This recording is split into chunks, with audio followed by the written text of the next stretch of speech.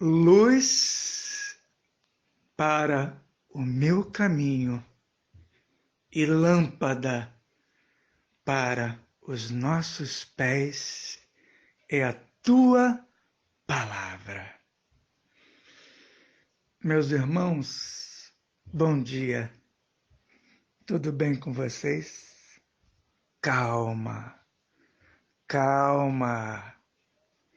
Nós somos marujos, marinheiros de primeira viagem, mas não o nosso comandante. Não subestimemos o nosso comandante. Ele está aqui comigo, aí com você. Ele vai nos ajudar. Aparentemente, isso pode parecer ser um cheque-mate satânico, mas não é. Não é, porque ao nosso lado está o Mestre. Não o mestre humano limitado, mas o mestre das hostes celestiais. E ele vai nos ajudar através da sua santa e maravilhosa palavra. Meus irmãos, tudo coopera para o bem daqueles que amam a Deus. E mais esse acontecimento servirá para nos unir, para nos fortalecer. E iremos prevalecer sobre essa diversidade. Eu queria que você abrisse a sua palavra de Deus no livro de Apocalipse, no capítulo 6. Nós vamos colocar o dedo na Bíblia do que está acontecendo hoje. Vamos colocar o dedo na Bíblia em cima do que está acontecendo agora no mundo, na minha e na sua vida. Vamos ler Apocalipse 6, versículo 5. Uma ultra rápida explicação. Os selos foram abertos a partir de 1844. Ok? Abertos ao entendimento dos filhos de Deus.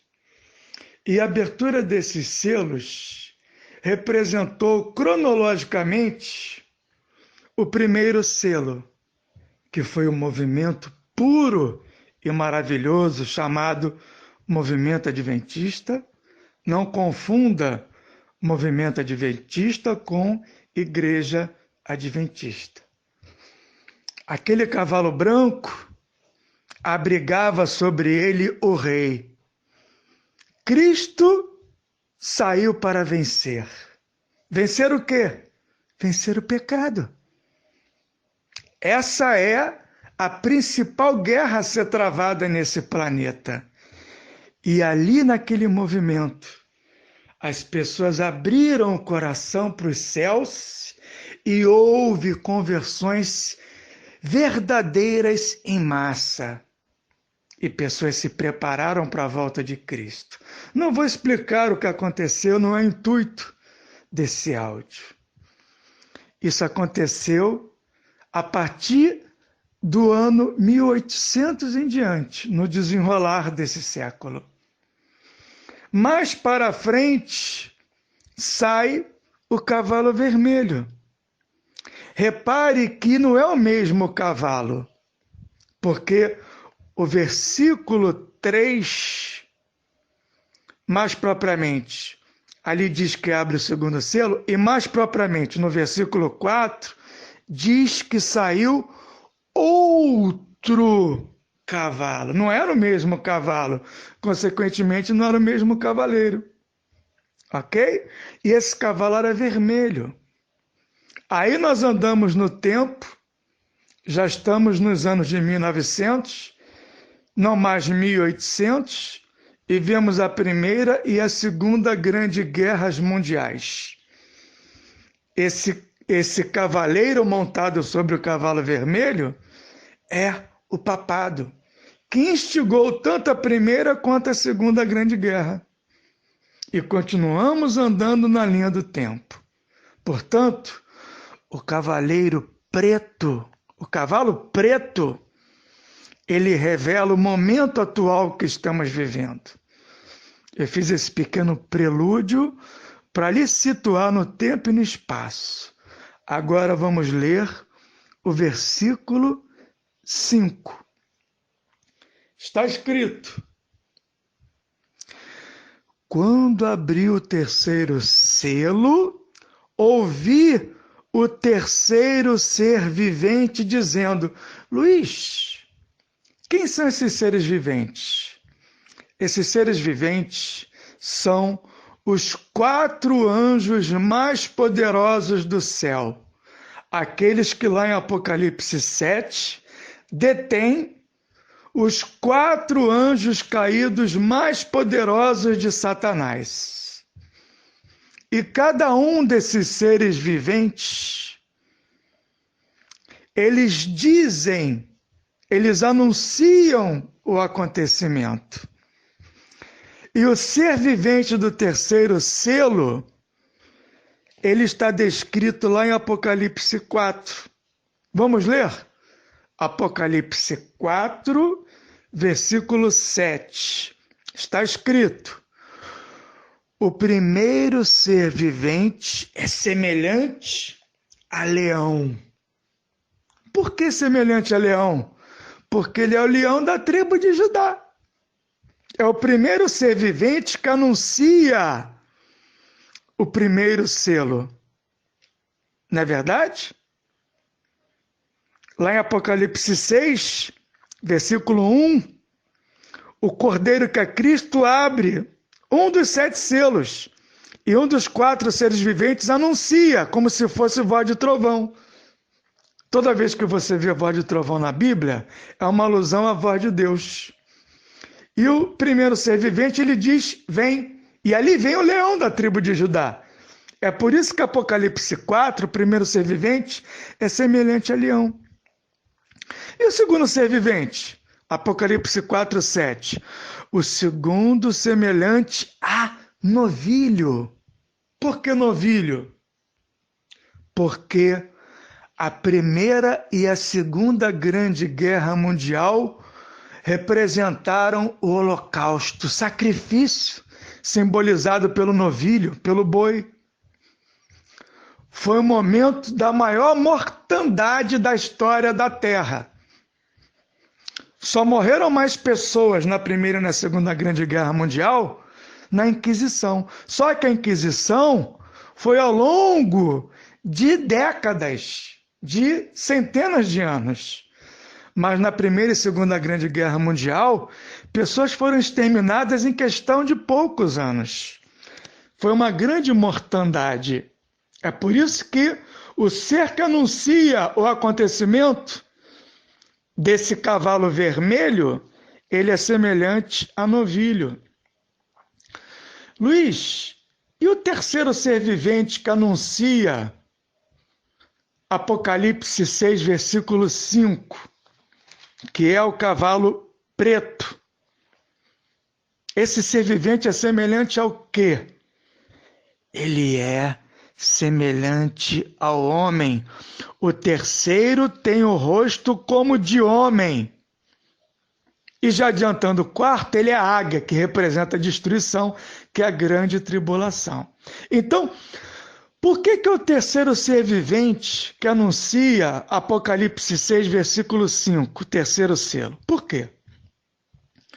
Porque diferente de todos os animais, o ser humano tem o poder de julgar.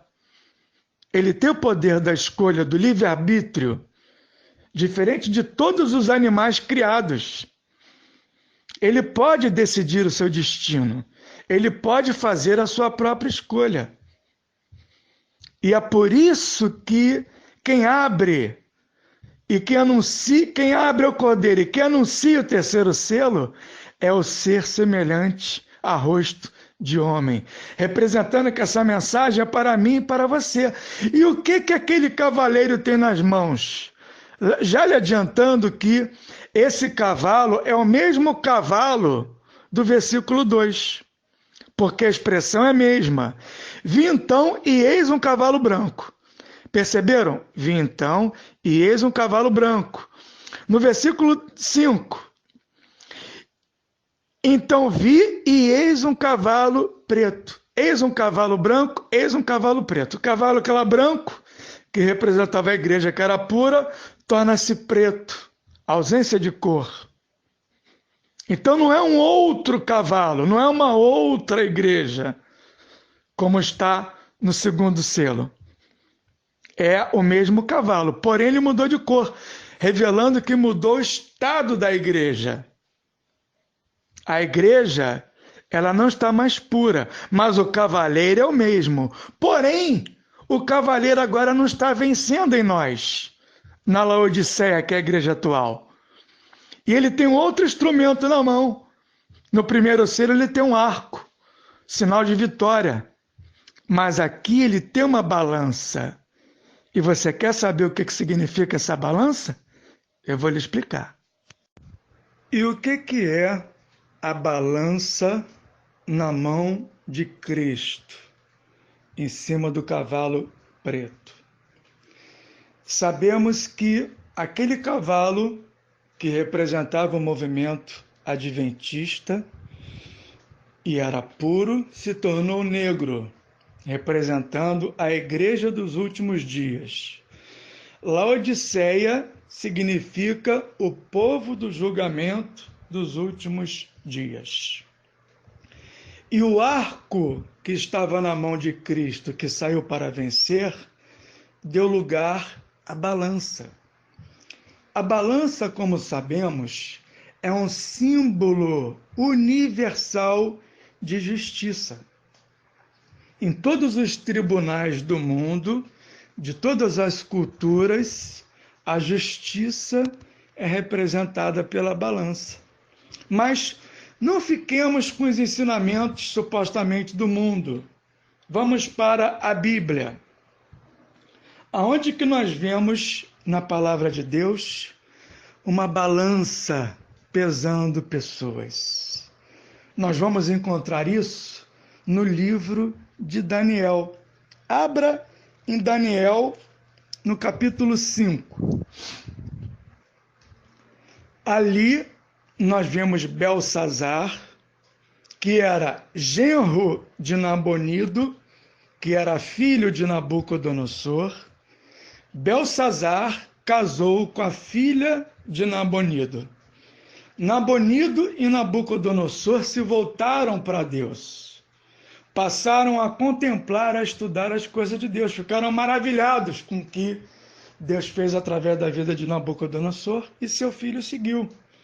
Porém, Belsazar era um homem sem escrúpulos e liderava a Babilônia na época onde Ciro e o exército persa cercavam aquela cidade.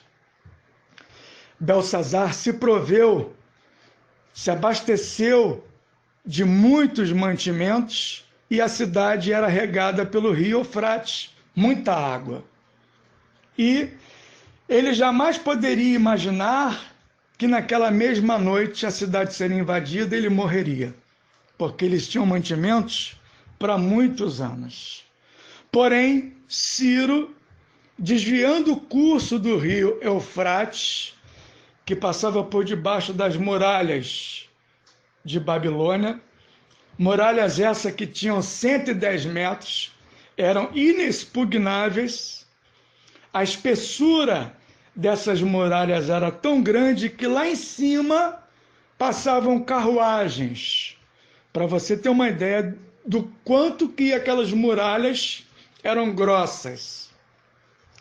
E Ciro, desviando o curso do Eufrates, o Eufrates passando por debaixo dos muros de Babilônia, Ali fez um vão aonde Ciro entrou com seu exército, dominou e matou todos os habitantes daquela cidade, praticamente todos, entre eles Beltesazar. E Beltesazar, como estava cercado pelo exército persa, deu um banquete, na verdade uma orgia, com seus nobres e mulheres, para levantar a moral dos seus liderados. E ali ele estava com os instrumentos que eles roubaram do templo de Jerusalém, copos de ouro e tudo mais. Bom, a partir do versículo 5, nós vemos que uma mão escreveu na parede os seguintes dizeres: Mene, Mene, Tekel e Parsim. E Daniel, que era velhinho, estava lá jogado às baratas no reino de Beltesazar. Quando vê essa mão escrevendo na parede, ele ficou aterrorizado, em pânico. E contaram para ele que tinha um homem que poderia revelar para ele aqueles escritos. Beltesazar se apressou a prometer a Daniel que ele seria o terceiro no reino, que ele receberia uma correia de ouro no pescoço, seria coberto de honras e glórias. E Daniel falou: olha, guarda tudo isso para você, mas a revelação eu vou te dar. Na verdade, aquela mão que escreveu na parede era a mesma mão de Êxodo 31:18. Está escrito: e tendo acabado de falar com ele no Monte Sinai, deu a Moisés as 2 tábuas do testemunho, tábuas de pedra escritas pelo dedo de Deus. Quem é que estava julgando Beltesazar naquela noite? O próprio Deus. E como Daniel revelou no versículo 26, ele disse: esta é a interpretação daquilo. Mene, contou Deus o teu reino e deu cabo dele. Tekel, pesado fostes na balança e achado em falta. Luiz, o Cavaleiro Preto representa o momento atual. Tanto representa o momento atual que em seguida vem a crise financeira, no versículo 6. Então, estamos exatamente nesse momento em Apocalipse 6, verso 5. Estamos colocando o dedo na Bíblia no momento que o mundo passa, inclusive eu e você. E o que a Bíblia diz a respeito de julgamento? Vamos saber a partir de agora. Na segunda epístola de Pedro está escrito: o julgamento começa pela casa de Deus. Meus irmãos, estamos em tela de julgamento.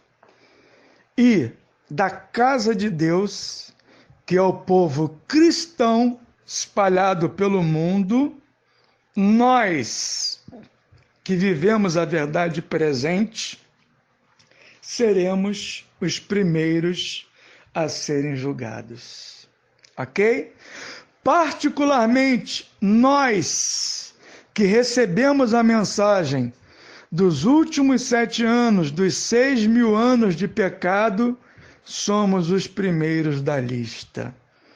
E eu lhe pergunto, a balança, ela tem 2 pratos, a balança de Deus. De um lado está o prato do povo.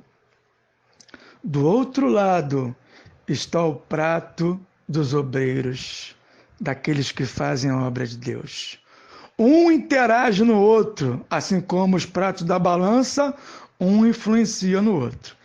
Eu lhe pergunto, você está no prato do povo, será julgado como povo, ou você está no prato dos obreiros e será julgado como os obreiros? Qual é a sua cabeça? Cabeça de povo ou cabeça de obreiro? Essa devia ser a pergunta que você devia se fazer antes de aceitar o convite de ser espiritual Maximus. O grupo Ministério Irmãos do Rei, o grupo espiritual Group e o grupo espiritual Maximus são representações físicas do mundo espiritual. O Mir representa aqueles que estão vivenciando a verdade presente, estão conhecendo a verdade para os últimos dias. Isso em todo o mundo. O Mir é uma fração dessa parcela dos cristãos a nível mundial. O Spiritual Group são aqueles que vivem, recebem a mensagem da verdade presente e estão um passo além. Estão mais espiritualizados. Estão de maneira proativa buscando mais informações. Podem receber informações mais consistentes, como, por exemplo, a respeito da função espiritual do Bitcoin e das criptomoedas nas nossas vidas nesses últimos dias. Por isso, postamos lá no Spiritual Group coisas que não postamos no Mir, com exceção da mensagem do julgamento de Cristo, que eu botei nos 3 grupos, porque eu queria dar ênfase, como Cristo dizia: em verdade, em verdade, em verdade vos digo. Cristo enfatizava porque aquilo era importante. Então, eu postei a mensagem do julgamento diante de Pilatos, que se você não ouviu, ouça, por favor. Eu postei nos 3 grupos para enfatizar a importância. Mas o que nós postamos no Spiritual Group, não postamos no Mir. Por quê? Porque pessoas foram trazidas lá do Mir para o Spiritual Group, aqueles que são mais espirituais. E do Spiritual Group, assim como do grupo que seguia a Cristo, Cristo escolheu 12. Vocês foram escolhidos para o Spiritual Maximus. Os 12 e depois os 4. E qual a expectativa de Deus a nosso respeito? O nome já diz: máxima. Espiritual Maximus. Nós, esse grupo aqui, ele representa em todo o mundo pessoas que estão dando a notícia da volta de Cristo. O Espiritual Maximus são aqueles representados pelo homem que dá o grito na parábola de Mateus 25. Nós somos apenas uma fração desses que estão dando a notícia da volta de Cristo. Existem outros espalhados ao redor do mundo. Essa mensagem dos últimos 7 anos, dos 6.000 anos de pecado, simultaneamente a cada dia, como eu já falei, será dada em todo o mundo. Em turco, em inglês, em japonês, em francês, em alemão, em africano. Essa mensagem vai ser dada por todo mundo. Por quem? Por aqueles que são espiritual máximos. O africano vai encontrar um outro nome para as pessoas que fazem parte desse grupo. O australiano vai encontrar um outro nome, mas somos essa parcela da obra de Deus que está dando a última mensagem à Terra. E eu lhe pergunto, você está consciente do que você está fazendo? Você está consciente do convite que você recebeu? Ou você está olhando para trás? Ou você botou a mão no arado e está olhando para trás? Você vai virar uma estátua de sal. Quer saber por quê? Eu vou lhe explicar. Meus irmãos, a Bíblia é clara quando ela diz que antes de nós entrarmos numa guerra, nós temos que fazer a contabilidade dos nossos exércitos e dos exércitos inimigos, para ou entrarmos em batalha ou hastearmos uma bandeira branca e que viemos a pedir uma trégua. A Bíblia diz na mesma passagem que aquele que se propõe a construir uma torre, faça uma contagem dos seus tijolos para não ser envergonhado, tripudiado, envergonhar a causa de Deus, construindo algo que não vai terminar. Você fez isso? Você fez isso? Ou a sua cabeça é cabeça de povo? A sua cabeça é cabeça de obreiro ou cabeça de povo? Você já pensou se Deus designou o anjo mais poderoso do céu, que sai em missões especiais, que é Gabriel? Ele comissionou o Gabriel a ir até Maria. Ele deu a Maria uma missão. O anjo chegou e falou: Maria, olha, eu estou sendo enviado da parte de Deus. Você foi escolhida, Maria. Você foi escolhida para gerar o Salvador no seu ventre. Você está disposta, você aceita, Maria, isso? Você aceita fazer essa obra? O que Maria disse? Eis-me aqui. Faça em mim a tua vontade. E foi gerado em Maria o Filho de Deus. Olha que obra maravilhosa. Agora eu lhe pergunto, você já pensou se Maria toma essa decisão e depois ela volta atrás? Talvez você esteja como Maria, não, que ela não fez isso, né?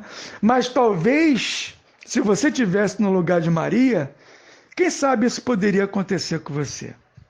Talvez esteja acontecendo nesse momento. Você já pensou se Maria ficasse olhando para os problemas dela? Olha, eu sou virgem, não posso engravidar, eu estou grávida, eu vou ficar louca. Como que pode? Eu acho que isso não aconteceu. Como que pode acontecer? Você já parou se ela ficasse preocupada com ela mesma? Você já parou para pensar se ela ficasse preocupada com José? E José está achando que eu traí ele, eu não tive relações sexuais com José, e ele está desconfiado que eu traí ele. Se José der com a língua nos dentes, eu e essa criança vamos morrer apedrejados em praça pública. Mas olha, está muito complicado fazer esse trabalho. Eu acho que eu vou voltar atrás.